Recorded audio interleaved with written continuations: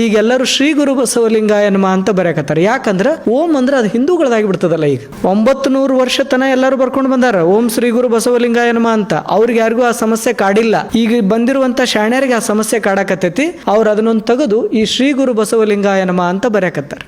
ಇವ್ರು ನಮ್ಮನ್ನು ಎಲ್ಲಿಂದ ದಾರಿ ತಪ್ಪಿಸಿ ಕರ್ಕೊಂಡು ಹೋಗಿ ಎಲ್ಲಿ ನಿಲ್ಸವ್ರದಾರು? ಎಂದೆಂದೂ ಲಿಂಗ ಕಟ್ಟಲಾರದ, ಲಿಂಗ ಪೂಜೆ ಮಾಡ್ಕೊಲಾರದ ಮಂದಿ ಎಲ್ಲರೂ ಬಂದು ತಾಸುಗಟ್ಟಲೆ ಉಪನ್ಯಾಸ ಕೊಡೋದು. ಇಡೀ ಲಿಂಗಾಯತ ಸಂಸ್ಕೃತಿಯನ್ನ ಆಂತರಿಕವಾಗಿ ಏನಂತಾರೆ ಸಡಿಲಗೊಳಿಸುವಂತಹ ಪ್ರಯತ್ನದ ಒಂದು ಭಾಗ ಅದು ಆಗಬಾರದನ್ನುವಂತಹ ಸದುದ್ದೇಶದಿಂದ ಈ ವಚನ ದರ್ಶನ. ಅದಕ್ಕೆ ನಾವು ನಮ್ಮತನವನ್ನು ಅರ್ಥೈಸಿಕೊಳ್ಳಬೇಕಾದರೆ ವಚನ ಸಾಹಿತ್ಯವನ್ನು ಮೂಲದಲ್ಲಿ ಹೆಂಗಿದೆ ಹಂಗೆ ಓದಬೇಕು. ಓಂ ಶ್ರೀ ಗುರು ಬಸವಲಿಂಗಾಯ ನಮಃ. ಎನಗೆ ನಾನೇ ಹಗೆ ನೋಡಯ್ಯ, ಎನಗೆ ನಾನೇ ಕೆಳೆ ನೋಡಯ್ಯ, ನಿಮ್ಮ ಸದ್ಭಕ್ತರೊಡನೆ ವಿರೋಧವ ಮಾಡಿದಡೆ ಎನ್ನ ಕೊಲ್ಲುವುದಾಗಿಯೂ, ನಿಮ್ಮ ಶರಣರಿಗೆ ಅಂಜಿ ಬೆಸಗೊಂಡಡೆ ಎನ್ನ ಕಾಯುವುದಾಗಿಯೂ, ಅನ್ಯ ಹಗೆ ಇಲ್ಲ ಅನ್ಯ ಕೆಳೆ ಇಲ್ಲ, ಸದಾ ಬಾಗಿದ ತಲೆ ಮುಗಿದ ಕೈಯಾಗಿ ಇರಿಸು ಕೂಡಲ ಸಂಗಮ ದೇವ. ವೇದಿಕೆ ಮೇಲೆ ಆಸೀನರಾಗಿರುವಂಥ ಮೂವರು ತಾಯಂದರಿಗೆ, ಶರಣರಾಗಿರುವಂಥ ಗೌಡರಿಗೆ, ವೇದಿಕೆ ಮುಂಭಾಗದಲ್ಲಿ ಆಸೀನರಾಗಿರುವಂಥ ಎಲ್ಲ ಹಿರಿಯರಿಗೆ, ಈ ಪ್ರಬುದ್ಧ ಭಾರತದ ಶ್ರೋತೃ ವೃಂದದವರಿಗೆಲ್ಲ ಶರಣು ಶರಣಾರ್ಥಿಗಳು. ವಚನ ದರ್ಶನ ಈ ಪುಸ್ತಕ ಭಾಳ ವಿಶೇಷವಾದ ಪುಸ್ತಕ ಅಂತ ಭಾಳಷ್ಟು ಕಡೆ ಅಭಿಪ್ರಾಯಗಳು ವ್ಯಕ್ತ ಆಗಕತ್ತಾವ. ಕೆಲವೊಂದಷ್ಟು ದಿವಸಗಳ ಹಿಂದೆ ಇದು ಧಾರವಾಡದೊಳಗೆ ಲೋಕಾರ್ಪಣೆ ಆಯಿತು, ಈಗ ಬೆಳಗಾವಿಯೊಳಗೆ. ಈ ಪುಸ್ತಕದ ವಿಶೇಷ ಏನು ಅಂದ್ರೆ ಬಸವಣ್ಣನವರ ವ್ಯಕ್ತಿತ್ವ, ಚರಣ ಚಳುವಳಿಯ ಉದ್ದೇಶ, ಶರಣ ಸಾಹಿತ್ಯ ಇಲ್ಲಿಯವರೆಗೆ ನಡೆದು ಬಂದಿರುವಂಥ ದಾರಿ, ಮುಂದೆ ಸಾಗಬೇಕಾದಂಥ ಕ್ರಮ, ಈ ಎಲ್ಲವುಗಳ ಕುರಿತಾದ ಒಂದು ಒಳ್ಳೆಯ ಪಥ ಪ್ರದರ್ಶಕವಾದ ಗ್ರಂಥ ಅದು. ಈ ವಚನ ದರ್ಶನವನ್ನು ನೋಡುವ ಪೂರ್ವದಲ್ಲಿ ನಾವೆಲ್ಲ ಒಂದು ಸರಿ ಬಸವಣ್ಣವ್ರು ನೋಡ್ಕೊಂಡು ಬಂದು ವಚನವನ್ನು ನೋಡಬೇಕು.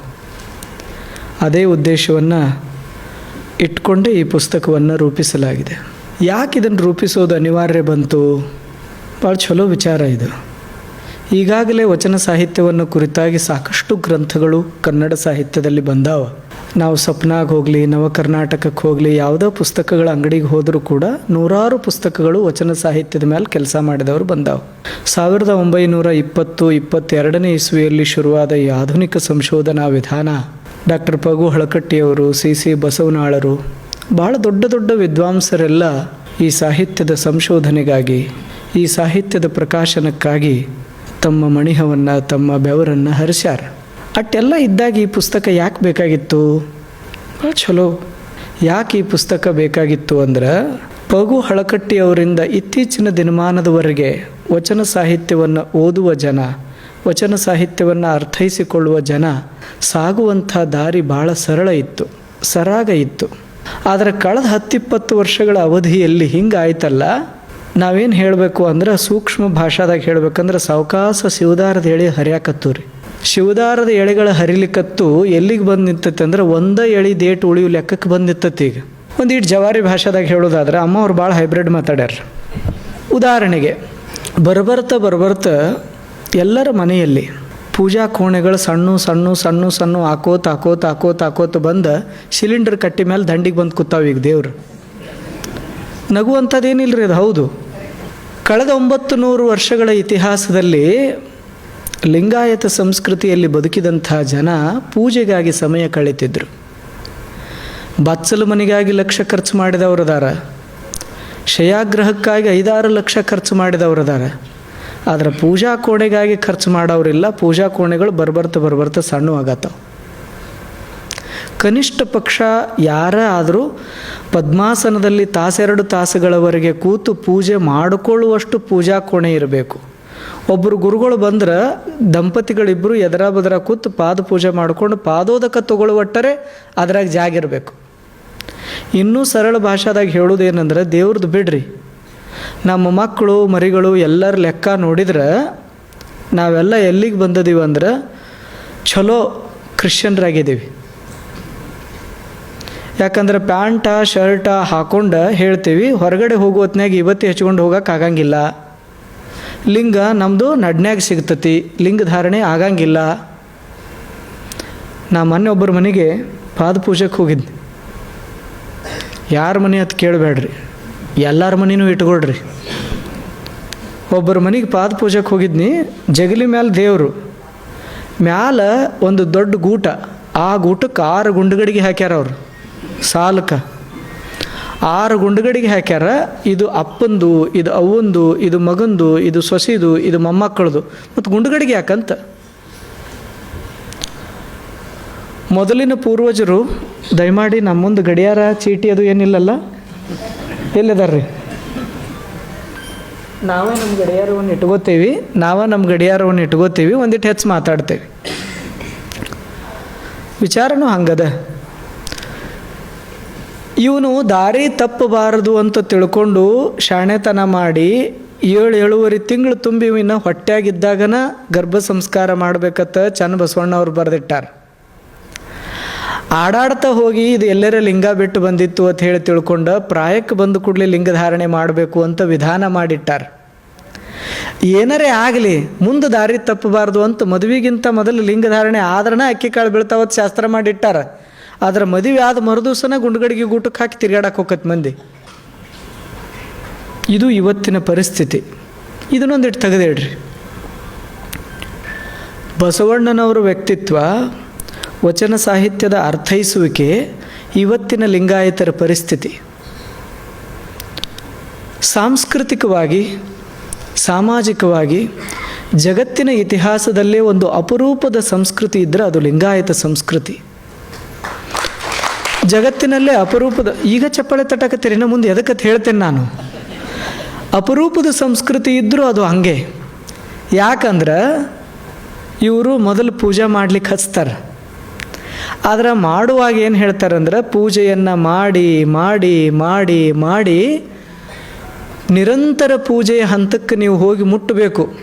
ಈಗ ಸಾಮಾನ್ಯವಾಗಿ ಬೇರೆ ಬೇರೆ ಸಂಸ್ಕೃತಿ ಸಂಸ್ಕಾರಗಳಲ್ಲಿ ಪೂಜೆ ಮಾಡ್ತಾರೆ. ಭಕ್ತ ಆಗಿ ಉಳಿತಾನ, ಭಗವಂತ ಆಗಿ ಉಳಿತಾನ. ನಿಮಗೆ ಗೊತ್ತದ ದ್ವೈತ ದರ್ಶನ, ಶಕ್ತಿ ವಿಶಿಷ್ಟ ಅದ್ವೈತ ದರ್ಶನ. ಶುದ್ಧ ಅದ್ವೈತ ದರ್ಶನದಲ್ಲಿ ಮತ್ತು ವಚನ ಸಾಹಿತ್ಯದಲ್ಲಿ ಮಾತ್ರ ಕಾಣಲಿಕ್ಕೆ ಸಾಧ್ಯ ಇರುವಂಥ ಒಂದು ಸಾಮಾನ್ಯ ಅಂಶ ಏನು ಅಂದ್ರೆ, ನೀವು ಪೂಜಾ ಮಾಡ್ಕೋಬೇಕು. ಜೊತೆಗೆ ಪೂಜಾ ಹಿಂಗೆ ಮಾಡ್ಕೋಬೇಕು, ಕಂಗಳು ತುಂಬಿದ ಬಳಿಕ ಪೂಜಿಸಲಿಲ್ಲ ಅಂತ ಅನಿಸ್ಬೇಕು, ಕಿವಿಗಳು ತುಂಬಿದ ಬಳಿಕ ಸ್ಮರಿಸಲಿಲ್ಲ ಕೇಳಲಿಲ್ಲ ಅನಿಸ್ಬೇಕು. ಹಂಗೆ ನಿಮ್ಮ ಪೂಜೆ ನಡಿಬೇಕು ಅಂತ. ಅಂಥ ಈ ದರ್ಶನದ ಉಗಮಕ್ಕೆ ಕಾರಣ ಬಸವಣ್ಣನವರು. ಮೊದಲ ಬಸವಣ್ಣನವ್ರನ್ನ ಕೆಡಿಸೋ ಪ್ರವೃತ್ತಿ ಶುರುವಾಯ್ತು ರೀ. ನಾವು ಈ ಶಬ್ದ ಯಾಕೆ ಹೇಳಕತ್ತಿದ್ದೀವಿ ಅಂದ್ರೆ, ಕೆಡಿಸೋದು ಅಂದ್ರೆ ಬಸವಣ್ಣನವ್ರ ವ್ಯಕ್ತಿತ್ವ ಇರೋದೇ ಬೇರೆ, ಬಸವಣ್ಣನವ್ರ ವ್ಯಕ್ತಿತ್ವದ ಪರಿಚಯ ಮಾಡಿಕೊಡೋ ವಿಧಾನನೇ ಬೇರೆ.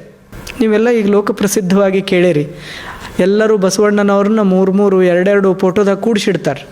ಒಂದು ತೋಟದೊಳಗೆ ಗುಲಾಬಿ ಹೂವಿಗೆ ಅದರದೇ ಆದ ಸೌಂದರ್ಯ, ಸೇವಂತಿಗೆ ಹೂವಿಗೆ ಅದರದೇ ಆದ ಸೌಂದರ್ಯ, ಮಲ್ಲಿಗೆ ಹೂವಿಗೆ ಅದರದೇ ಆದ ಸೌಂದರ್ಯ. ಆದರೆ ಅವುಗಳನ್ನು 3 ಇಟ್ಟು ಒಂದದ್ರಾಗ ಮಾಡ್ತೀವಂತಿಲ್ಲ. ಆದರೆ ವಿಚಿತ್ರ ಏನು ಅಂದ್ರೆ, ನಾ ಏನು ಹೇಳತ್ತೆ ನಿಮ್ಗೆ ತಿಳಿಯತ್ತಿಲ್ಲ ಪಕ್ಕ. ಹಿಂಗೆ ಬಸವಣ್ಣನವ್ರನ್ನ ಹೋಲಿಸಿ ಅವ್ರನ್ನೊಬ್ಬ ಹೋರಾಟಗಾರ, ಅವರೊಬ್ಬ ಈ ರೀತಿಯ ವ್ಯಕ್ತಿತ್ವವನ್ನು ಹೊಂದಿದವರು ಅಂತ ಪರಿಚಯಿಸುವ ಭರದಲ್ಲಿ ಅವರೊಳಗೊಬ್ಬ ಇದ್ದ ಅಪರೂಪದ ಭಕ್ತನನ್ನು ಸಾಯಿ ಹೊಡೆಯುವಂಥ ಪ್ರಯತ್ನಗಳು ನಡೆದಾವ. ಅದು ಸಾಂಸ್ಕೃತಿಕವಾಗಿ ಲಿಂಗಾಯತರ ಅಸ್ಮಿತೆಯ ಮೇಲೆ ಭಾಳ ದೊಡ್ಡ ಪರಿಣಾಮವನ್ನು ಉಂಟು ಮಾಡ್ತಾ ಇದೆ. ನಾವು ಅಷ್ಟು ಸಡ್ಲದೀವಿ, ಆ ಹುಡುಗರನ್ನ ಓದಕ್ಕೆ ಅಲ್ಲಿ ಇಟ್ಟದೀವಿ, ಆ ಹುಡುಗರನ್ನ ಓದ್ಲಿಕ್ಕೆ ಇಲ್ಲಿ ಇಟ್ಟದೀವಿ. ಅವರೆಲ್ಲ ಏನು ಲಿಂಗ ಧಾರಣೆ ಮಾಡಂಗಿಲ್ಲ ಅಂತ ತಾಯಿ ತಂದೆಗಳೇ ಅಪಾಲಜಿ ಮಾಡ್ತಾರೆ ಮೊದಲು. ಹೌದಪ್ಪ, ನಮ್ಮ ಪೂರ್ವಜರು ಇಲ್ಲಿ ತನಕ ಇದನ್ನು ಭಾಳ ಕಷ್ಟಪಟ್ಟು ಉಳಿಸ್ಕೊಂಡು ಬಂದಾರ. ಈ ಸಂಸ್ಕಾರ ಸಂಸ್ಕೃತಿ ಒಳಗೆ ನಾವು ಹುಟ್ಟೀವಿ. ಇದು ಮುಂದುವರಿಬೇಕಾದ್ರೆ ನಿನಗೆ ಎಟ್ಟ ಕಷ್ಟ ಆಗಲಿ ಹನಿ ಮೇಲಿಂದ ಅಳಕಿಸ್ಕೊಂಡು ಹೊರಗೆ ಹೋಗಬೇಡಪ್ಪ ಅಂತ ಹೇಳುವಟ್ಟು ಧೈರ್ಯ ನಮ್ಮ ತಾಯಿ ತಂದೆಗಳಲ್ಲಿ ಉಳಿದಿಲ್ಲ. ಅದಕ್ಕಾಗಿ ಬಸವಣ್ಣನವರನ್ನು ಕುರಿತಾಗಿ ಒಂದಿಷ್ಟು ನೋಡೋದಾದ್ರೆ, ಸರಿಸುಮಾರು 2016-17 ಇಸ್ವಿ ಇರಬೇಕು. ಆವಾಗ ಬಸವಣ್ಣವ್ರ ಕುರಿತಾಗಿ ಪತ್ರಿಕೆಗಳಲ್ಲಿ ಭಾಳಷ್ಟು ಲೇಖನಗಳು ಬರ್ತಾಯಿದ್ದು. ಒಂದು ಸಾರಿ ನಾವು ಪರಮಪೂಜ್ಯ ಗುರುದೇವರಾದಂಥ ಸಿದ್ದೇಶ್ವರ ಅಪ್ಪಗಳು ಊಟಿಯೊಳಗಿದ್ದೀವಿ. ಆ ಊಟಿಯೊಳಗೆ ಪಬ್ಲಿಕ್ ಸ್ಕೂಲ್ ಮುಂದೆ ಒಂದು ತಿರುಗಾಡ್ಲಿಕ್ಕೆ ದೊಡ್ಡ ಆವರಣ ಐತಿ. ಆ ಆವರಣದಾಗ ಬೆಳಗ್ಗೆ ಎದ್ದು ತಿರುಗಾಡ್ಲಿಕ್ಕೆ ಹೋದಾಗ ಒಂದು ಪ್ರಶ್ನೆ ಕುರಿತಾಗಿ ಚರ್ಚೆ ಶುರುವಾಯಿತು. ಅದೇನು ಅಂದರೆ ಬಸವಣ್ಣನವರು ನಿಜವಾದ ವ್ಯಕ್ತಿತ್ವ ಹೆಂಗಿರಬೇಕು? ದಂದಣ ದತ್ತನ ಎಂದೆನಿಸಯ್ಯ, ಹಾಡಿದೊಡೆಯನ್ನೊಡೆಯನ ಹಾಡುವೆ, ಬೇಡಿದೊಡೆಯನ್ನೊಡೆಯನ ಬೇಡುವೆ, ಕೂಡಲ ಸಂಗಯ್ಯಂಗೆ ಶರಗೊಡ್ಡಿ ಬೇಡುವೆ ಅಂತ ಹಾಡಿದಂಥ ಬಸವಣ್ಣನ ವ್ಯಕ್ತಿತ್ವ ಹೆಂಗಿರಬೇಕು? ಈ ಅಂಕಿತನಾಮ ತಿದ್ದುವ ಪ್ರಯೋಗ ಶುರುವಾದದ್ದು ಕೂಡ ಬಸವಣ್ಣನವ್ರ ವ್ಯಕ್ತಿತ್ವಕ್ಕೆ ತೋರುವಂಥ ದೊಡ್ಡ ಅನಾಚಾರದ ಮೊದಲನೇ ಪ್ರಯೋಗ ಅನ್ಬೋದು ನಾವೀಗ.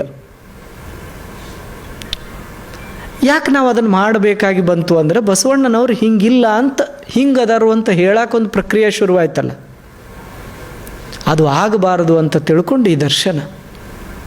ಹೌದು, ಬಸವಣ್ಣನವ್ರು ಹೆಂಗಿದ್ರು ಅನ್ನೋದನ್ನು ಈಗ ತಿಳ್ಕೊಳ್ಳುವಂಥ ಅನಿವಾರ್ಯತೆ ಭಾಳದ. ತಿಳ್ಕೊಳ್ಳೇಬೇಕು, ಪ್ರತಿಯೊಬ್ಬರು ತಿಳ್ಕೋಬೇಕು. ಅವರ ಹೇಳ್ಯಾರ ಏನಂತ? ಸ್ವಾಮಿ ನೀನು ಶಾಶ್ವತ ನೀನು. ಹೌದ್ರೆ ಎಲ್ಲರಿಗೂ ವಚನ ಗೊತ್ತದ, ಹೌದಿಲ್ರಿ? ಸ್ವಾಮಿ ನೀನು ಶಾಶ್ವತ ನೀನು. ಅದ್ರಾಗ ಬರಂಗಿಲ್ರಿ? ಎತ್ತಿದೆ ಬಿರಿದ ಜಗವೆಲ್ಲ ಅರಿಯಲು ಪಶುಪತಿ ಜಗಕ್ಕೆ ಏಕೋ ದೇವ. ಅವರು ಪಶುಪತಿ ಜಗಕ್ಕೆ ಏಕೋ ದೇವ ಅಂತಾರ. ಇದ ವಚನವನ್ನು ಈಗಿನವ್ರ ಮುಂದೆ ನೀವು ಹೇಳ್ರಿ, ಇದು ಪ್ರಕ್ಷಿಪ್ತ ವಚನ ಅಂತಾರೆ. ಒಟ್ಟಾರೆ ವಚನ ಸಾಹಿತ್ಯವನ್ನು ಶೋಧಿಸಲಿಕ್ಕೆ ಕುಳಿತರ ಇವರು ಯಾವ್ಯಾವ ಅಂಶಗಳಿಗೆ ಪ್ರಕ್ಷಿಪ್ತ ಅಂತ ಈಗ ಅಂತಾರ, ಅವುಗಳನ್ನು ನೋಡ್ಲಿಕ್ಕೆ ಹೋದ್ರೆ ಎಲ್ಲ ಹರಿದು ತೆಗೆದು ಗಂಧಾಟ ಉಳಿಸ್ಬೇಕಾಕತಿ. ಉದಾಹರಣೆಗೆ ನಾವು ಮೊನ್ನೆ ಧಾರವಾಡದಾಗೂ ಈ ಮಾತು ಹೇಳಿವಿ. ಉದಾಹರಣೆಗೆ 12ನೇ ಶತಮಾನದಿಂದ 19ನೇ ಶತಮಾನದವರೆಗೆ ಯಾವುದೇ ಸಾಹಿತ್ಯ ಶುರುವಾಗಲಿ, ಆ ಶುರುವಾಗುವಾಗ ಒಂದು ಮಂತ್ರ ಬರಿತಿದ್ರು ಮ್ಯಾಲ. ಪಂಚಪುರುಷದ ಮೂರ್ತಿ ಬಸವಣ್ಣ ಮಂತ್ರ ಪುರುಷ ಅಂತ ತಿಳ್ಕೊಂಡು ಓಂ ಶ್ರೀ ಗುರು ಬಸವಲಿಂಗಾಯ ನಮಃ ಅಂತ ಬರಿತಿದ್ರು. ಇತ್ತೀಚೆಗೆ ಶುರು ಆತಿಲ್ರಿ ಸರ್, ಅದ್ರಾಗ ಓಂ ಒಂದು ತೆಗಿಬೇಕಂತ ಹೇಳಿ ಆಗೈತಿಲ್ರಿ. ಈಗೆಲ್ಲರೂ ಶ್ರೀ ಗುರು ಬಸವಲಿಂಗಾಯ ನಮಃ ಅಂತ ಬರೆಯಕತ್ತಾರೆ. ಯಾಕಂದ್ರೆ ಓಂ ಅಂದ್ರೆ ಅದು ಹಿಂದೂಗಳದಾಗಿ ಬಿಡ್ತದಲ್ಲ. ಈಗ 900 ವರ್ಷ ತನಕ ಎಲ್ಲರೂ ಬರ್ಕೊಂಡು ಬಂದಾರ ಓಂ ಶ್ರೀ ಗುರು ಬಸವಲಿಂಗಾಯ ನಮಃ ಅಂತ. ಅವ್ರಿಗೆ ಯಾರಿಗೂ ಆ ಸಮಸ್ಯೆ ಕಾಡಿಲ್ಲ. ಈಗ ಬಂದಿರುವಂಥ ಶಾಣ್ಯರಿಗೆ ಆ ಸಮಸ್ಯೆ ಕಾಡಕತ್ತೈತಿ. ಅವ್ರು ಅದನ್ನೊಂದು ತೆಗೆದು ಈ ಶ್ರೀ ಗುರು ಬಸವಲಿಂಗಾಯ ನಮಃ ಅಂತ ಬರೆಯಕತ್ತಾರೆ. ಹೌದಾ? ಈ ಶ್ರೀ ಗುರು ಬಸವಲಿಂಗಾಯ ನಮಃ ನೀವು ಬರೆಯಕತ್ತೀರಿ, ಓಂ ತೆಗೆದ್ರಿ, ನೀವು ಭಾಳ ಶಾಣ್ಯರದಿರಿ, ನಾವು ಒಪ್ಕೋತೀವಿ. ಮತ್ತು ಶ್ರೀ ಯಾಕಿಟ್ರಿ? ಹೌದಾ? ಶ್ರೀನೂ ತೆಗೀರಿ, ಯಾಕಂದ್ರೆ ಅದು ಮಂದಿದಲ್ಲ. ಗುರು ಅದು ಯಾಕೆ ಬೇಕು? ಲಿಂಗಾಯ ನಮಃ ಅನ್ನೋದು ಕೂಡ ಸಂಸ್ಕೃತವೇ. ಕನ್ನಡದಾಗ ಅದನ್ನು ಅನುವಾದ ಮಾಡಿದರೆ ಲಿಂಗನಿಗೆ ನಮಸ್ಕಾರ. ನಮಃ ತೆಗೆದ್ರ, ಗುರು ತೆಗೆದ್ರ, ಅಯಪ್ರತ್ಯಯ ತೆಗೆದ್ರ, ಓಂ ತೆಗೆದ್ರ ಬಸವ ಅಟ್ಟ ಉಳಿತದ. ಇವ್ರು ನಮ್ಮನ್ನು ಎಲ್ಲಿಂದ ದಾರಿ ತಪ್ಪಿಸಿ ಕರ್ಕೊಂಡು ಹೋಗಿ ಎಲ್ಲಿ ನಿಲ್ಸವ್ರದಾರು? ಹಿಂದಿನಿಂದ 900 ವರ್ಷಗಳವರೆಗೆ ಏನು ಹಿರಿಯರು ಪಾಲಿಸಿಕೊಂಡು ಬಂದಾರ ಅದೇ ಸರಿ ಅದ. ಓಂ ಶ್ರೀ ಗುರು ಬಸವಲಿಂಗಾಯ ನಮವೇ ಸರಿ ಅಂತ ಅನ್ನುವಷ್ಟು ನಮ್ಮಲ್ಲಿ ಯಾರಿಗೂ ಆಗವಲ್ತಾಗೈತಿ. ಯಾಕಂದ್ರೆ ಅವ್ರು ಹೆಂಗೆ ಬಾಯ್ಪಾಟ್ ಮಾಡಿಸ್ತಾರೆ ಹಂಗೆ ಹೇಳ್ತಾರೆ. ಎಂದೆಂದೂ ಲಿಂಗ ಕಟ್ಟಲಾರದ, ಲಿಂಗ ಪೂಜೆ ಮಾಡ್ಕೊಲಾರದ ಮಂದಿ ಎಲ್ಲರೂ ಬಂದು ತಾಸುಗಟ್ಟಲೆ ಉಪನ್ಯಾಸ ಕೊಡೋದು. ನಮ್ಮಂಥ ಗುರುಗಳನ್ನೆಲ್ಲ ಮುಂದಿನ ಸಾಲಿನಾಗ ಕುಂಡಿಸಿ ನೀವು ಸರಿಯಾಗಿ ಕೆಲಸ ಮಾಡ್ತಾ ಇಲ್ಲ ಅಂತ ಬೈಯೋದು. ಎಲ್ಲ ಜನ ಚರುತಂಗೆ ಚಪ್ಪಾಳೆ ತಟ್ಟೋದು. ಇದು ನಮ್ಮ ಹಣೆ ಬರ. ಗುರುದೇವ್ರ ಜೊತೆ ಚರ್ಚೆ ಮಾಡುವಾಗ ಪ್ರಶ್ನೆ ಶುರುವಾಯಿತು. ಅದೇನು ಅಂದ್ರೆ, ಬಸವಣ್ಣವ್ರ ವ್ಯಕ್ತಿತ್ವ ಹೆಂಗಿರಬೇಕು ಅಂತಂದ್ರೆ ಅಪ್ಪಗಳು ಹೇಳಿದರು, ಒಂದೇ ಒಂದು ಮಾನದಂಡ ಭಾಳ ಚಲೋ ಅನ್ನಿಸ್ತದಂತ. ಅದೇನು ಅಂದ್ರೆ ಅವರು ಸುತ್ತಮುತ್ತ ಯಾರ್ಯಾರು ಇದ್ದರೂ ಅವರು ಬಸವಣ್ಣವ್ರ ಬಗ್ಗೆ ಹೆಂಗೆ ಹೇಳ್ಯಾರ ಅದನ್ನು ನೋಡಬೇಕು ಮೊದಲು. ಆ ಬಳಿಕ ಎರಡನೇದ್ದು, ಅವರು ಸುತ್ತಮುತ್ತ ಇದ್ದವ್ರು ಹೇಳುವ ಹೊತ್ನ್ಯಾಗ ಒಬ್ಬೊಬ್ಬರು ಉತ್ಪ್ರೇಕ್ಷೆಯಿಂದ 1-2 ಮಾತು ಹೆಚ್ಚು ಹೇಳ್ಬೋದು. ಯಾಕಂದ್ರೆ ಉದ್ಧಾರಕರ್ತ ಬೆಳಕ, ಸಾವಿರಾರು ವರ್ಷಗಳವರೆಗೆ ಇಂದಿಗೂ ನಂದಲಾರದ ಬೆಳಕ ಆ ಸಮಯದಾಗ ಎಂಥ ಪ್ರಭಾವಶಾಲಿಯಾಗಿರಬೇಕು. ಅಲ್ಲಮ್ಮ ಪ್ರಭುದೇವರು ಅವನನ್ನು ಯುಗದ ಉತ್ಸಾಹ ಅಂತ ಕರೆದಾರ. ಹೌದಾ? ಅಂಥ ಬೆಳಕಿನ ಬಸವಣ್ಣನವರನ್ನು ಯಾರೇ ವರ್ಣಿಸುವಾಗ ಒಂದಿಟ್ಟು ಹೆಚ್ಚು ವರ್ಣಿಸಿರಬೇಕು, ಅಥವಾ ಅವ್ರ ಶಬ್ದಗಳು ಸೋತಿರ್ಬೋದು. ಆದರೆ ಅಕ್ಷರಶಃ ಅವನ ವ್ಯಕ್ತಿತ್ವವನ್ನು ಸರಿಯಾಗಿ ಅನಾವರಣ ಮಾಡಿದವರು ಯಾರು ಅಂದ್ರೆ ಅಕ್ಕ ನಾಗಮ್ಮನವರು. ಯಾಕಂದ್ರೆ ವಯಸ್ಸಿನಾಗಿ ಹಿರಿಯಳು, ದ್ವಿತೀಯ ತಾಯಿ, ಸಾಕಿದವಳು, ಸಲುವಿದವಳು. ಅವನು ಎಂದ ಅಂಬೆಗಾಲಿಟ್ಟ ಅಂದಿನಿಂದ ಹಿಡ್ಕೊಂಡು ಅವನು ಲಿಂಗೈಕ್ಯರಾಗುವವರೆಗೂ ಅವನ ವ್ಯಕ್ತಿತ್ವದ ಎಲ್ಲ ಮುಖಗಳನ್ನು ಸರಿಯಾಗಿ ನೋಡಿದಂಥ ತಾಯಿ. ವಿಚಿತ್ರ ಏನು ಅಂದರೆ ಹೆಣ್ಣು ಮಕ್ಕಳ ದೃಷ್ಟಿ ಭಾಳ ಸೂಕ್ಷ್ಮ. ಅದು ಅಟ್ಟೆ ಸ್ಥೂಲವೂ ಹೌದು. ಅಮ್ಮ ಅವ್ರು ಹೇಳಿದ್ರು, ಈಗ ನಮಗೆ ಏನು ಈಗೂ ಸ್ವಾತಂತ್ರ್ಯ ನಮಗೆ ಕಡಿಮೆ ಐತೆ ಹೇಳಿ. ಈಗ ಸ್ವಾತಂತ್ರ್ಯದ ಎಷ್ಟು ದುರುಪಯೋಗ ನಡೆದೈತೆ ಗೊತ್ತೇನ್ರಿ ಅಮ್ಮವ್ರು?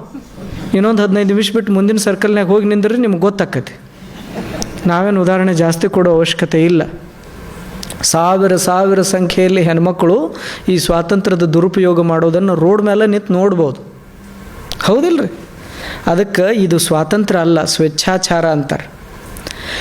ಇದರೊಳಗೆ ತಾಯಿ ಅಕ್ಕನ ಅಗಮ್ಮ ಬಸವಣ್ಣನವ್ರ ವ್ಯಕ್ತಿತ್ವವನ್ನು ಕುರಿತಾಗಿ ಏನು ಹೇಳ್ತಾಳಲ್ಲ ಅದು ಅಕ್ಷರಶಃ ಸರಿ ಇರ್ತದಂತ ನಮ್ಮ ಅಭಿಪ್ರಾಯ ಅಂತ ಅಂದ್ರು ಅಪ್ಪಗಳು. ಅಂದ ಬಳಿಕ ಅವರು ಒಂದು ವಚನ ಹೇಳಿದರು, ಭಕ್ತಿಯ ಬೆಳವಿಗೆ ಅಂತ. ನಾವು ಹೊಳ್ಳಿ ಬಂದು ಹುಡುಕಿದ್ದೀವಿ ಅದನ್ನು. ಆ ವಚನವನ್ನು ನಾವು ನಿಮ್ಮ ಮುಂದೆ ಹೇಳ್ತೇವೆ. ಹೌದಾ? ಬಸವಣ್ಣ, ನೀವು ಮರ್ತ್ಯಕ್ಕೆ ಬಂದು ನಿಂದಡೆ ಭಕ್ತಿಯ ಬೆಳವಿಗೆ ದೆಸೆ ದೆಸೆಗೆಲ್ಲ ಪಸರಿಸಿತ್ತಯ್ಯ. ಸ್ವರ್ಗ ಮರ್ತ್ಯ ಪಾತಾಳದೊಳಗೆಲ್ಲ ನಿಮ್ಮ ಭಕ್ತಿಯ ಬೆಳವಿಗೆಯ ಘನವನಾರು ಬಲ್ಲರು.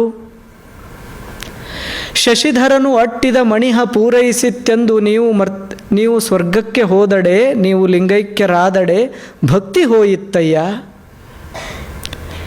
ನಿಮ್ಮೊಡನೆ ಹೋದರೂ ಅಸಂಖ್ಯಾತ ಪ್ರಮಥ ಗಣಗಳು, ಎನ್ನ ನೊಯ್ಯದೆ ಹೋದೆಯಲ್ಲ ಪಂಚಪುರುಷದ ಮೂರ್ತಿ ಬಸವಣ್ಣ. ಬಸವಪ್ರಿಯ ಕೂಡಲ ಚನ್ನ ಸಂಗಯ್ಯಂಗೆ ಪ್ರಾಣಲಿಂಗ ಪ್ರಸಾದಿಯಾಗಿ ಹೋದೆಯ ಬಸವಣ್ಣ ಅಂತ ಅಂತಾರವ್ರು. 4-5 ಸಾಲಿನ ವಚನ. ನಾವು ಯಾಕೆ ಮೊದಲ ಗಡಿಯಾರ ಮುಂದಿಟ್ಟುಕೊಂಡಿವಿ ಅಂದರೆ ಈ ವಚನ ಭಾಳ ಸುದೀರ್ಘವಾದ ವಿವರಣೆಯನ್ನು ಬಯಸ್ತದೆ.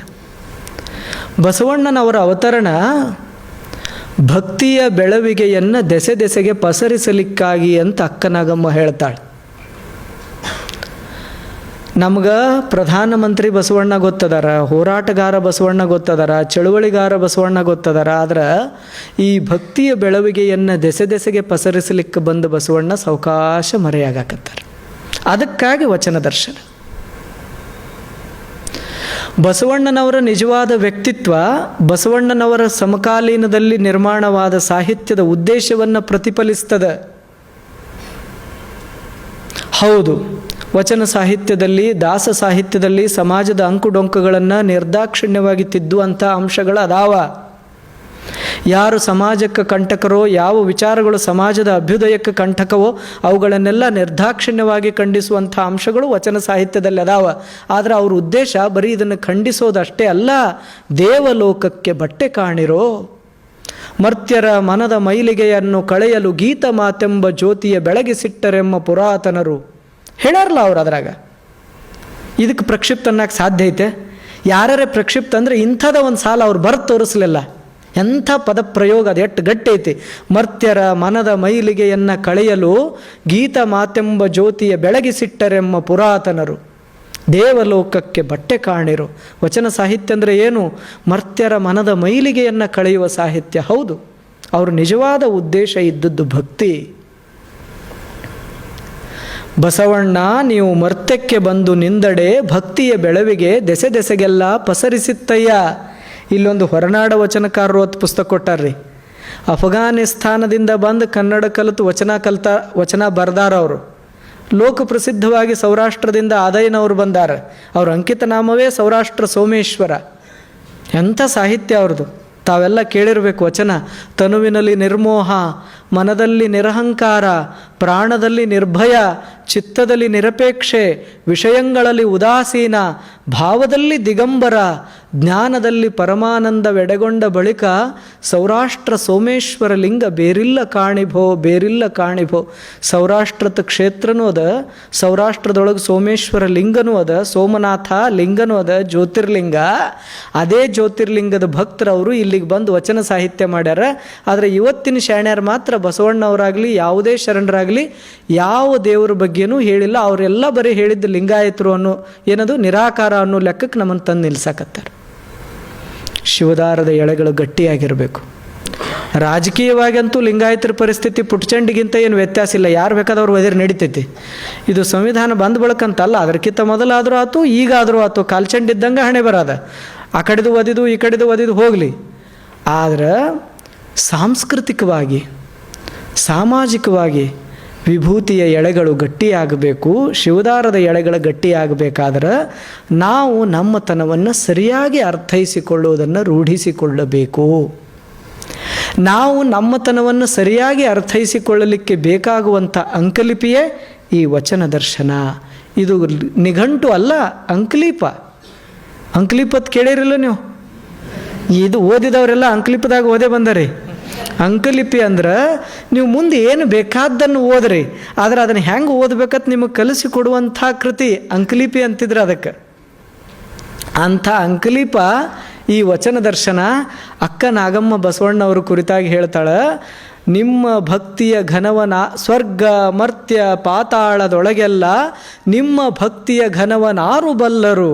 ಯಾರಿಗೆ ಗೊತ್ತದ ಈ ಭಕ್ತಿಯ ಘನ ಎಷ್ಟೈತಂದ್ರೆ, ಈ ಭಕ್ತಿಯ ಘನ ಎಷ್ಟೈತಂದ್ರೆ ರಾಜ ಮಹಾರಾಜರು ಬಂದು ಕಲ್ಯಾಣದ ಅಂಗಳದಾಗ ಬದುಕಬೇಕು ಅನ್ನಿಸ್ತಿತ್ತು, ಅಂಥ ಘನ. ರಾಜನೇ ಯಾರಿಗೆ ಸ್ವತಃ ಕೈ ಮುಗಿತಿದ್ದ, ರಾಜನೇ ಯಾರಿಗೆ ಸ್ವತಃ ಕಾಲು ಮುಗಿತಿದ್ದ, ಅಂಥ ಮಾದಾರ ಚೆನ್ನಯ್ಯನಿಗೂ ಕೂಡ ಕಲ್ಯಾಣದ ಅಂಗಳವೇ ಶ್ರೇಷ್ಠ ಅನಿಸಿತ್ತು. ಅಂಥ ಕಲ್ಯಾಣ ನಿರ್ಮಾಣ ಆದದ್ದು ಬಸವಣ್ಣನವರ ಭಕ್ತಿಯಿಂದ, ಐಕ್ಯೋತ್ತರವಾದ ಭಕ್ತಿಯಿಂದ ಐತಿ. ಷಟ್ಸ್ಥಳಗಳಲ್ಲಿ ಉತ್ತರ ಸ್ಥಳಗಳಂತದಾವಲ್ಲ, ಅದ್ರಾಗ ಮೊದಲು ಬರೋದೇ ಐಕ್ಯೋತ್ತರ ಭಕ್ತ ಸ್ಥಳ. ನಾವು ಶರಣರನ್ನು ಗುರುತಿಸುವಾಗ ಹೇಳ್ತೀವಿ ಅಲ್ಲಮ ಪ್ರಭುದೇವರು ಐಕ್ಯೋತ್ತರ ಜ್ಞಾನಿಗಳವರು, ಆದರೆ ಬಸವಣ್ಣ ಐಕ್ಯೋತ್ತರದಲ್ಲಿ ಭಕ್ತ.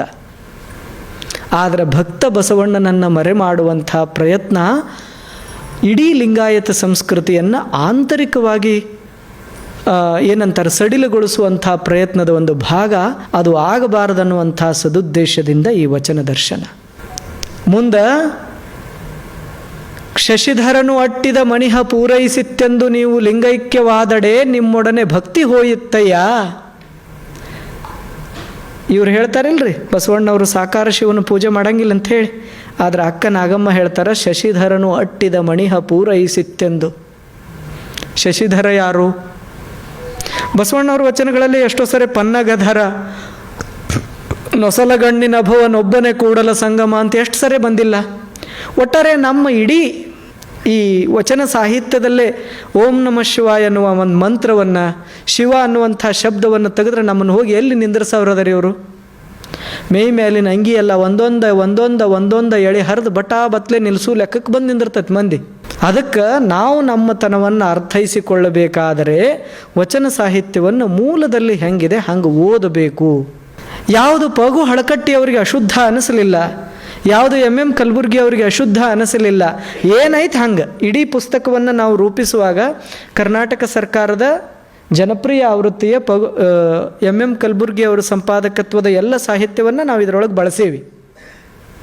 ಇತ್ತೀಚೆಗೆ ಶುರುವಾಗಿರುವಂಥ ಚಳವಳಿ ಏನದಾವು ಲಿಂಗಾಯತ ವೀರಶೈವ ಇವೆಲ್ಲ ಯಾರ ಮ್ಯಾಲೆ ಕುಂಡಿರ್ಬೇಕು, ಯಾರು ದೊಡ್ಡ ಸಿಂಹಾಸನ ಮೇಲೆ ಕುಂಡಿರ್ಬೇಕು, ಯಾರು ತೆಳಗೆ ಕುಂಡಿರ್ಬೇಕು, ಇನ್ವಿಟೇಷನ್ ಕಾರ್ಡ್ನಾಗ ಯಾರ ಹೆಸರು ಮ್ಯಾಲೆ ಇರಬೇಕು, ಯಾರ ಹೆಸರು ಎರಡೆರಡು ಮೂರು ಇರಬೇಕು, ಯಾರ್ದು ಕಡಿಮೆ ಇರಬೇಕು, ಇದ್ರೂ ಜಗಳಗಳವು.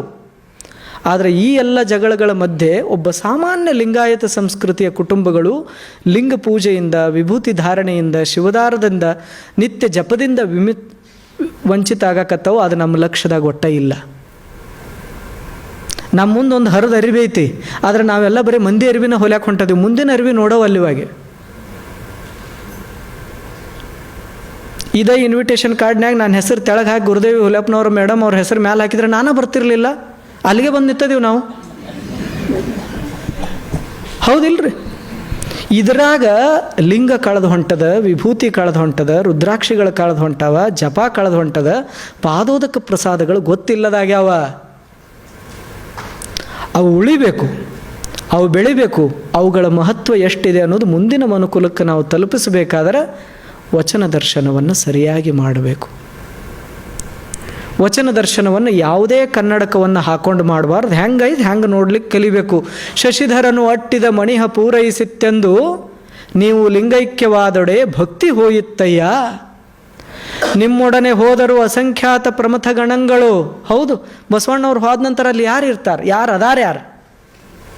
ಯಾಕ್ರಿ ಅಮ್ಮವ್ರು? ಇಲ್ಲಿಂದ ನೀವೆಲ್ಲರೂ ಒಂದು ಸರಿ ಧಾರವಾಡಕ್ಕೆ ಹೋಗುವಾಗ ನೋಡ್ರಿ, ಇಂಥದ್ದೊಂದು ಮಹಾಮಾರ್ಗದ ಎಡಗಡೆಗೆ ಅದೊಂದು ಸಮಾಧಿ ಮಾತ್ರ ನಿಮಗೆ ಸತ್ಯವನ್ನು ಹೇಳ್ತದೆ. ಯಾವ ಸಾಹಿತ್ಯ ರಕ್ಷಣೆಗಾಗಿ ಆ ಮಹಾತಾಯಿ ಪ್ರಾಣತ್ಯಾಗ ಮಾಡಿದಳು, ಯಾವ ಅಮೂಲ್ಯ ಸಾಹಿತ್ಯದ ಸಂರಕ್ಷಣೆಗಾಗಿ ಅವರು ಬಸವ ಕಲ್ಯಾಣದಿಂದ ಉಳುವಿಯತ್ತ ಪ್ರಯಾಣ ಸಾಗಿದರು, ಇದನ್ನೆಲ್ಲ ಸಾಕ್ಷೀಕರಿಸುವಂಗೆ ಒಂದು ಸಮಾಧಿ ಅದ. ಯಾರ ಸಮಾಧಿ ಅತ್ತ ಎಷ್ಟು ಮಂದಿಗೆ ಗೊತ್ತೈತೆ? ಕೈ ಎತ್ತಿರೇನು? ಹಾಂ, ಚಲೋ ಆತ್ರಿ.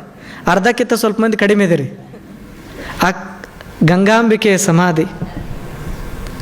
ಅಕ್ಕ ನಾಗಮ್ಮನವ್ರ ಮಾತನ್ನು ಮುಗಿಸ್ತೀನಿ, ಮುಂದೆ ಬೇರೆ ಮಾತು ಹೇಳುವುದಾವು. ಗಡಿಯಾರ ಶಶಿಧರನು ಅಟ್ಟಿದ ಮಣಿಹ ಪೂರೈಸಿತ್ತೆಂದು ನೀವು ಹೋದಡೆ ನೀವು ಲಿಂಗೈಕ್ಯವಾದೊಡೆ ನಿಮ್ಮೊಡನೆ ಅಸಂಖ್ಯಾತ ಭಕ್ತಿ ಹೋಯಿತ್ತಯ್ಯ. ನಿಮ್ಮೊಡನೆ ಹೋದರೂ ಅಸಂಖ್ಯಾತ ಪ್ರಮಥ ಗಣಗಳು ಎನ್ನ ನೊಯ್ಯದೆ ಹೋದೆಯಲ್ಲ ಪಂಚಪುರುಷದ ಮೂರ್ತಿ ಬಸವಣ್ಣ. ಪಂಚಪುರುಷದ ಮೂರ್ತಿ ಅಂತ ಬಸವಣ್ಣವ್ರನ್ನ ಕರೀತಾರೆ. ಅಂದ್ರೆ ಹಸ್ತಪುರುಷ, ದೃಷ್ಟಿಪುರುಷ, ವಾಕ್ಪುರುಷ, ಮಂತ್ರಪುರುಷ, ಪಾದಪುರುಷ ಅಲ್ರಿ. ಅಂದ್ರೆ ಸಂಕಲ್ಪ ಮಾಡಿ ಪಾದ ಇಟ್ಟರೆ ಪವಿತ್ರ, ಸಂಕಲ್ಪ ಮಾಡಿ ನುಡಿದ್ರೆ ಪವಿತ್ರ, ಸಂಕಲ್ಪ ಮಾಡಿ ನೋಡಿದ್ರೆ ಪವಿತ್ರ. ಹೌದು, ಅದಕ್ಕೆ ಉದಾಹರಣೆಗಳದಾವ. ಕಳ್ಳರು ಕಾಕರು ಯಾರ್ಯಾರು ಸಮಾಜದಲ್ಲಿ ಕೆಟ್ಟ ಅಂತ ಅನಿಸ್ಕೋತಿದ್ರು ಅವರು ಬಂದವರು ಬಸವಣ್ಣನವ್ರ ದೃಷ್ಟಿಗೆ ಬಿದ್ದರೆ ಶಿವಶರಣರೇ. ಒಂದು ದಿವಸ ಬಿಟ್ರೆ ಮರುದಿವಸ ಶಿವಶರಣರು ಅನ್ನುವಂಗ ಬಸವಣ್ಣನವರ ದೃಷ್ಟಿಯ ಸಾಮರ್ಥ್ಯ ಇತ್ತು ಅಂತ ಬಸವಣ್ಣನವರಿಗೆ ಪಂಚಪುರುಷದ ಮೂರ್ತಿ ಅಂತ ಕರೀತಾರೆ.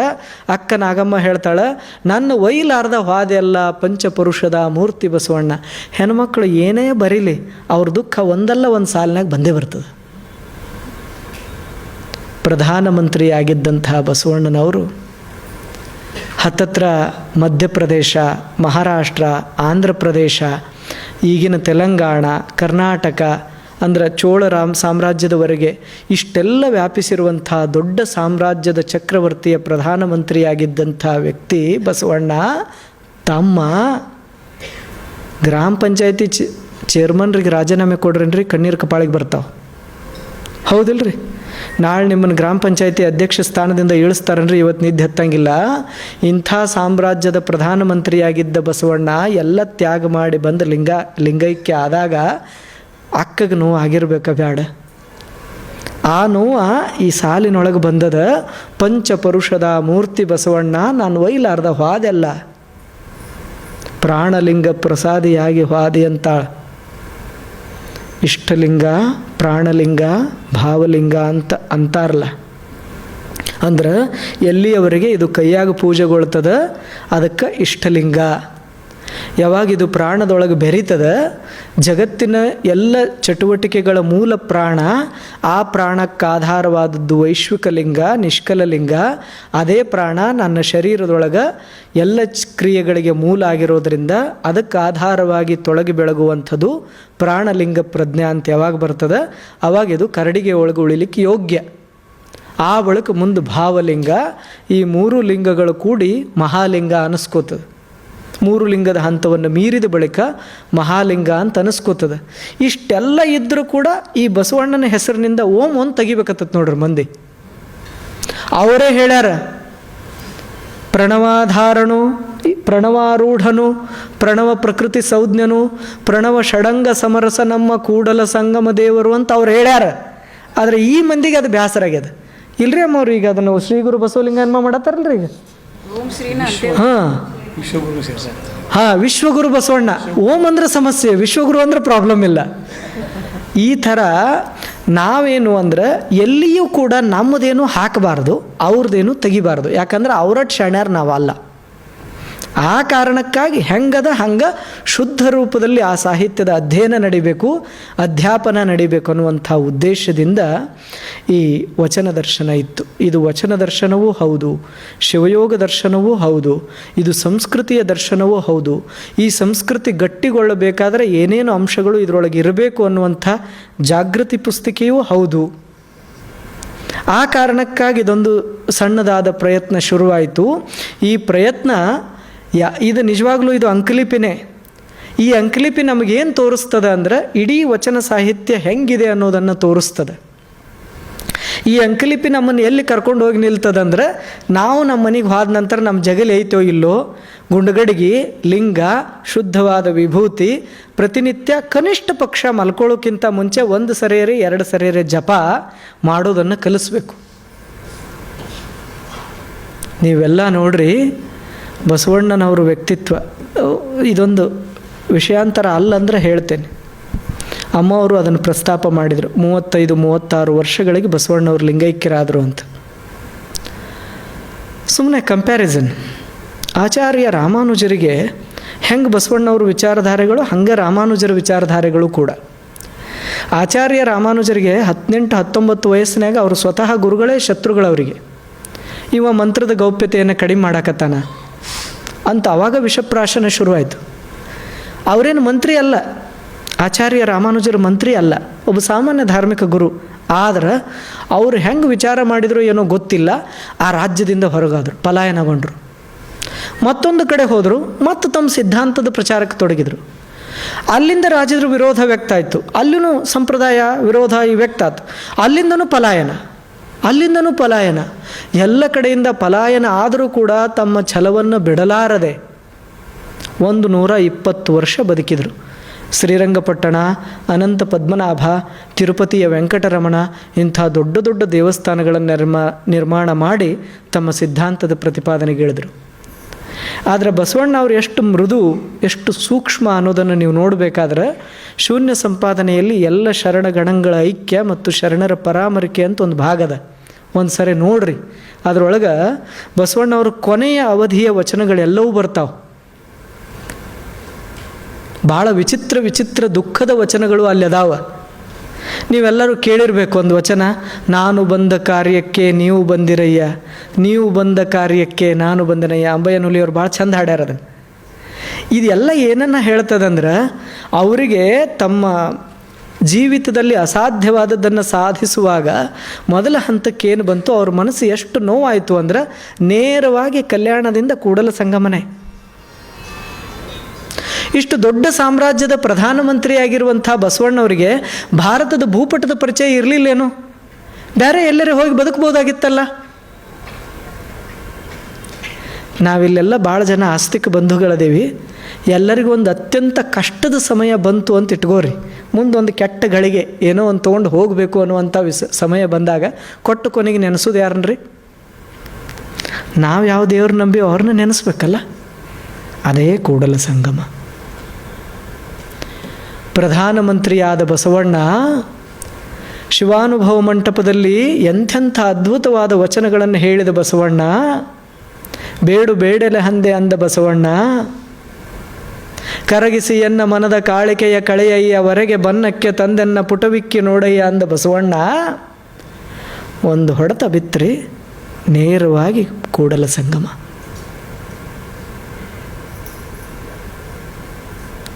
ಕೂಡಲ ಸಂಗಮ, ಲಿಂಗೈಕ್ಯ.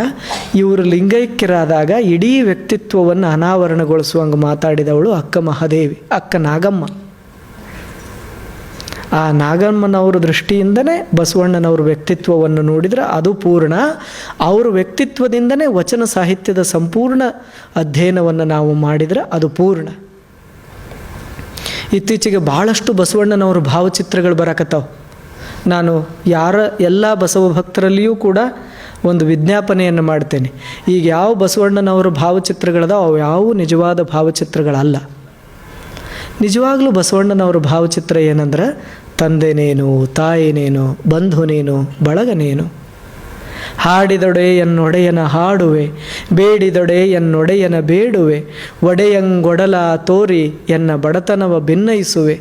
ಅದು ನಿಜವಾದ ಬಸವಣ್ಣವ್ರ ಚಿತ್ರಣ. ಕಲಾವಿದರು ಇಲ್ಲಿಯವರೆಗೆ ಎಷ್ಟು ಮಂದಿ ಬಂದಾರ, ಹೆಂಗೆ ಕಂಡಾರ ಹಂಗೆ ಚಿತ್ರಿಸ್ಯಾರ.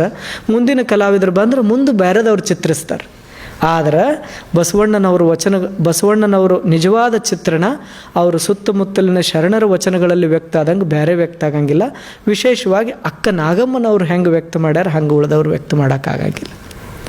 ಅದಕ್ಕೆ ಎಲ್ಲ ಸಹೃದಯ ಬಾಂಧವರಿಗೆ ನಾನು ವಿನಂತಿ ಮಾಡ್ಕೊಳ್ಳೋದೇನು ಅಂದರೆ, ಈ ವಚನ ದರ್ಶನವನ್ನು ಭಾಳ ಅಪರೂಪದ ಪುಸ್ತಕ. ಈ ಪುಸ್ತಕದಲ್ಲಿ ಅತಿ ಹೆಚ್ಚು ಕೆಂಪು ಪೆನ್ನ, ಅತಿ ಹೆಚ್ಚು ಹಸಿರು ಪೆನ್ನ ಆಡಿದ್ರೆ ಅದು ನಮ್ಮದೇ. ಪೂಜ್ಯರಾದಂಥ ನಾವು ಇವತ್ತೇನಾರ ಇಲ್ಲಿ ಮಾತಾಡ್ತಾ ಇದ್ರೆ ನಾಗನೂರಜ್ಜವ್ರ ಕೃಪೆ. ನಮಗೆ ಎಲ್ಲಿ ರೆಡ್ಡ ಎಲ್ಲಿ ಗ್ರೀನಾ ಅಂತ ಕಲಿಸಿದವರು ಅವರು. ಆ ಥರ ಒಂದು ಸಂಸ್ಕೃತಿ 900 ವರ್ಷಗಳ ಅವಧಿಯಲ್ಲಿ ಎಲ್ಲಿಯೂ ಚ್ಯುತಿ ಆಗಲಾರ್ದಂಗೆ. ಹೌದು, ವಚನ ಸಾಹಿತ್ಯ ಬೆಳಕಿಗೆ ಬಂದದ್ದು ಪಗು ಹಳಕಟ್ಟಿಯವರಿಂದ ಸರಿ. ಆದರೆ ವಚನ ಸಾಹಿತ್ಯ ಅಜ್ಞಾತವಾಗಿದ್ದಾಗೂ ಕೂಡ ಲಿಂಗಾಯತ ಸಮಾಜ ಆಂತರಿಕ ಸಂಸ್ಕೃತಿ ಭಾಳ ಗಟ್ಟಿಯಾಗಿತ್ತು. ಅದರದ್ದು ಶಿವದಾರ ಸಡ್ಲ ಆಗಿರಲಿಲ್ಲ. ಆದರೆ ಈಗ ಮಾತ್ರ ಒಂದೊಂದು ಎಳೆಗಳು ಹರಿಯಾಕತ್ತವ. ಯಾಕೆ ಹರಿಯಾಕತ್ತವ ಅಂದ್ರೆ, ಭಕ್ತಿ ಪ್ರವಾಹದಿಂದ ದೂರ ಸರ್ದಂಗೆ ಹರಿಯಾಕತ್ತವ. ಸರಳಗೊಳಿಸೋದು ಹೆಂಗಂದ್ರೆ, ನೀವು ಯಾವುದೋ ಮಠ ಮಂದಿರಗಳಿಗೆ ಹೋಗುವಾಗ ಮಕ್ಕಳನ್ನು ಕರ್ಕೊಂಡು ಹೋಗ್ರಿ. ಹೊಳ್ಳಿ ಬಂದ ನಂತರ ಅಥವಾ ಮನ್ಯಾಗ ಒಬ್ಬರ ಪೂಜೆ ಮಾಡ್ಕೊಳ್ಳುವಂಥ ವಿಧಾನ ಇಡಬೇಡ್ರಿ. ಮನ್ಯಾಗಿನವ್ರು ಎಲ್ಲರೂ ಲಿಂಗ ಧಾರಣೆ ಮಾಡ್ಕೋಬೇಕು, ಎಲ್ಲರೂ ಪೂಜೆ ಮಾಡ್ಕೋಬೇಕು. ಪೂಜೆ ಮಾಡೋದು ಬೇರೆ, ಪೂಜೆ ಮಾಡ್ಕೊಳ್ಳೋದು ಬೇರೆ. ಜಗತ್ತಿನಾಗ ನಾನು ಮೊದಲೇ ಹೇಳೀನಿ, ಒಂದೇ ಸಂಸ್ಕೃತಿಯ ಜನ ಮಾತ್ರ ಸ್ವತಃ ಪೂಜೆ ಮಾಡ್ಕೊಳ್ಳೋರು, ಅವರೇ ಲಿಂಗಾಯತರು. ಆದ್ರೆ ಇದೊಂದು ಗೊತ್ತಿಲ್ಲಾರ್ದ ನಮ್ದು ಉಳಿದದ್ದೆಲ್ಲ ನಡೆದೈತಿ. ಇನ್ನೊಂದು ಕೆಟ್ಟ ಮಾತು ಹೇಳಿ ಮಾತು ಮುಗಿಸೋದಾದ್ರೆ, ಶಬರಿಮಲೈ ಸ್ವಾಮಿ ಅಯ್ಯಪ್ಪ, ಶಿರಡಿ ಸಾಯಿಬಾಬಾ, ಹೋಗಲಿ Ramakrishna Ashram, Jaggi Vasudev, Art of Living Ravishankar Guruji, ಎಲ್ಲ ತತ್ವಜ್ಞಾನವೂ ನಮಗೆ ನಡೀತೈತಿ. ಆದರೆ ಅಂಗೈಯಾಗಿ ಲಿಂಗ ಇಟ್ಕೊಂಡು ಒಂದು ವಾಟೆ ನೀರು ಹಾಕಿ ಅದಕ್ಕೊಂದಿಷ್ಟು ವಿಭೂತಿ ಧಾರಣೆ ಮಾಡಿ ಹಿಡ್ಕೊಂಡು 2 ಹನಿ ಕಣ್ಣೀರು ಬರುವಷ್ಟು ತಂದೆ ನೀನು ತಾಯಿ ನೀನು ಅನ್ನಕ್ಕೆ ನಿಗಂಗಿಲ್ಲ. ಇಲ್ಲಿಗೆ ಬಂದು ನಿಂತದೇವು ನಾವು.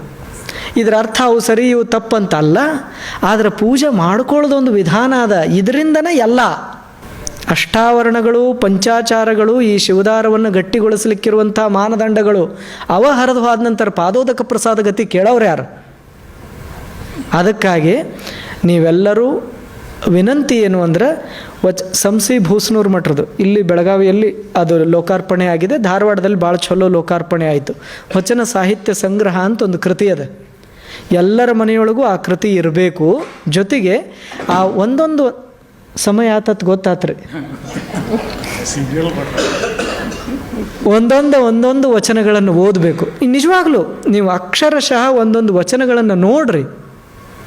ಅದೆಂಥ ಸಾಹಿತ್ಯ ಅಂದರೆ ನಾನು ವರ್ಣನೆ ಮಾಡಲಿಕ್ಕೆ ಅಸಾಧ್ಯವಾದಂಥ ಸಾಹಿತ್ಯ ಅದು.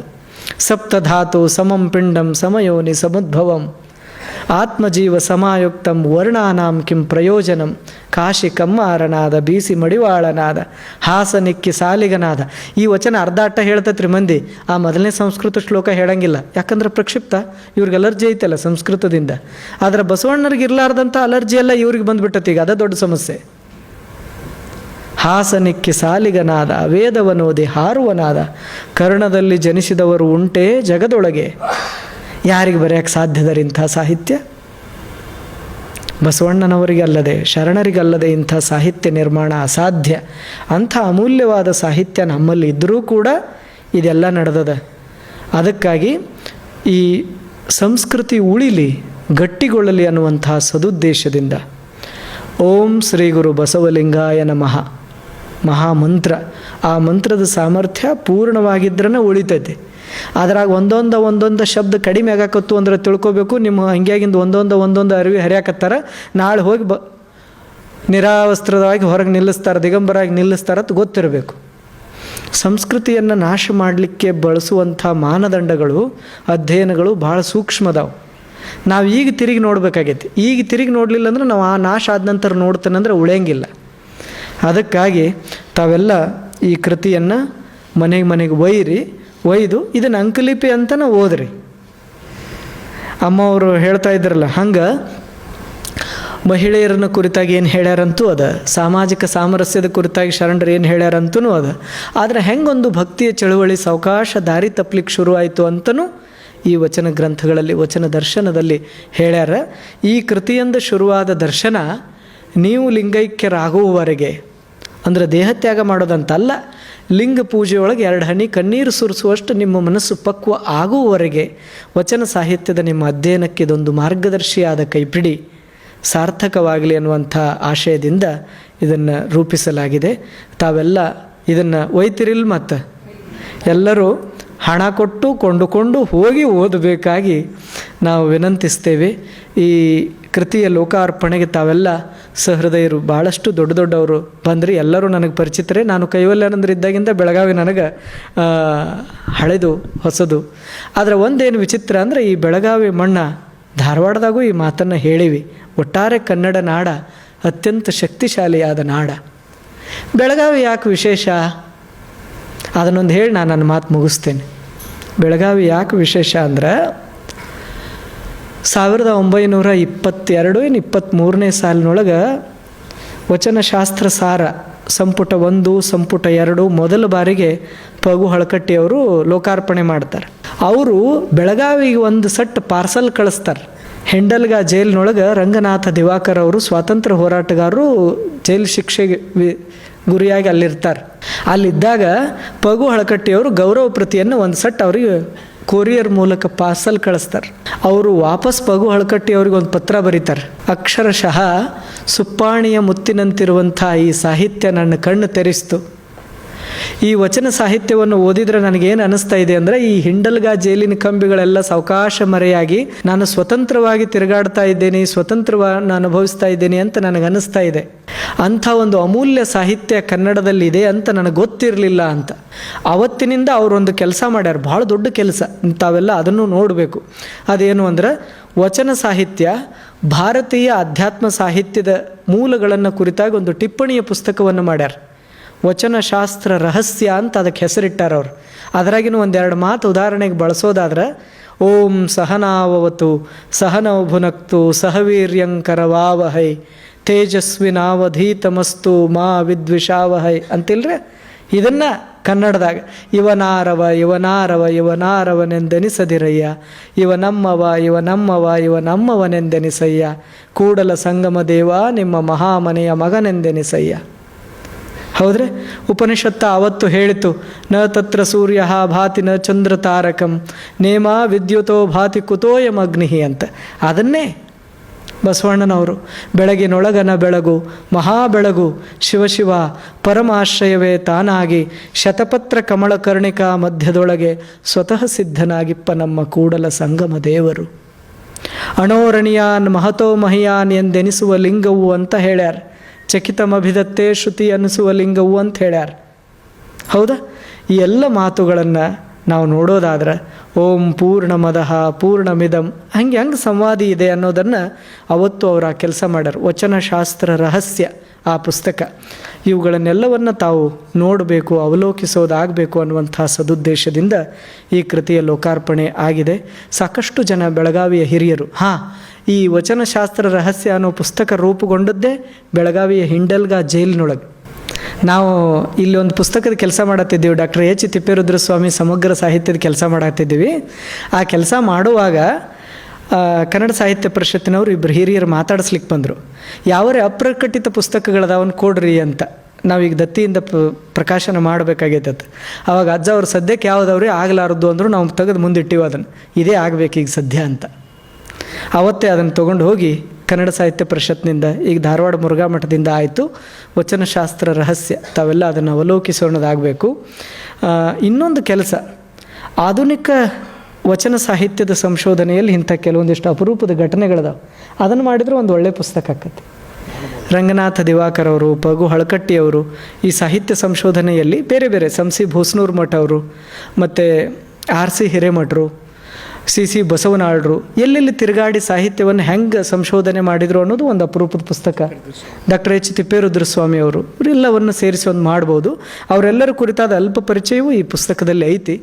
ತಾವೆಲ್ಲವೂ ಇದನ್ನು ಅವಲೋಕಿಸೋಣದಾಗಲಿ ಅನ್ನುವಂಥ ಆಶಯವನ್ನು ಹೇಳಿ, ಓಂ ಶ್ರೀ ಗುರು ಬಸವಲಿಂಗಾಯ ನಮಃ ಒಂದು ನೆನಪಿರಬೇಕು, ಶಿವದಾರ ಗಟ್ಟಿಯಾಗಿ ಉಳಬೇಕು ಅನ್ನೋದೊಂದು ನೆನಪಿರಬೇಕು ಅನ್ನುವಂಥ ಆಶಯದೊಂದಿಗೆ ವೇದಿಕೆ ಮೇಲಿರುವಂಥ ತಾಯಂದಿರಿಗೆ, ಹಿರಿಯರಿಗೆ, ವೇದಿಕೆ ಮುಂಭಾಗದಲ್ಲಿರುವಂಥ ಎಲ್ಲರಿಗೆ, ಜೊತೆಗೆ ಇಂಥದ್ದೊಂದು ಅರ್ಥಪೂರ್ಣವಾದ ಕಾರ್ಯಕ್ರಮವನ್ನು ಆಗು ಮಾಡಿದಂಥ ಪ್ರಬುದ್ಧ ಭಾರತದ ಎಲ್ಲ ಕಾರ್ಯಕರ್ತರಿಗೆ, ಯಾಕಂದರೆ ನಾವು ಭಾಳ ದಿವಸ ಬೆಳಗಾವಿಯಾಗ ಕಾಣಿಸ್ಕೊಂಡಿರಲಿಲ್ಲ.